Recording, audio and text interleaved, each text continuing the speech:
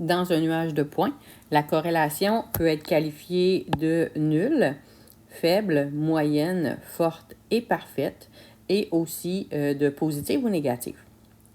Alors, d'abord, la corrélation nulle, on voit que les points sont éparpillés un petit peu n'importe comment et on a même de la difficulté à voir si c'est une positive ou une négative. Donc, on appelle ça alors une corrélation nulle. Alors, il n'y a pas de lien entre les deux variables. La corrélation faible, donc on voit qu'il y a une tendance ici au positif qui se dessine, mais les points sont vraiment très éparpillés. Moyenne, les points sont un petit peu moins éparpillés. Forte, donc les points sont un petit peu plus concentrés. Et parfaite fait une ligne droite presque parfaite.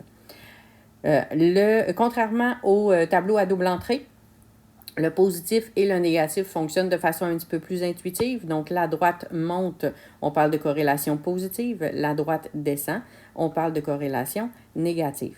Alors, le sens de la corrélation, positif si la droite monte, négatif si la droite descend. Et l'intensité, donc nul, faible, moyen, fort, parfait. Et ça doit avoir une tendance vers la droite. Alors, si on regarde l'exemple de la capsule vidéo nuage de points construction, on a ici notre nuage de points sur la relation entre le nombre de canettes vendues et recyclées. Et on a nos points qui sont ici. On voit qu'il y a une tendance positive qui se dessine. Alors ici, on a une corrélation qui est positive.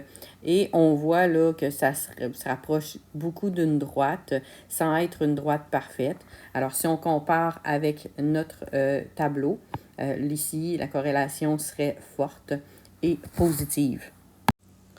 Alors, qu'est-ce que ça veut dire une corrélation forte et positive? Ça veut dire qu'il y a un lien très fort entre le nombre de canettes vendues et recyclées. Donc, il y a vraiment un lien entre les deux, c'est-à-dire que plus le nombre il y a de canettes vendues, plus il y a de canettes recyclées.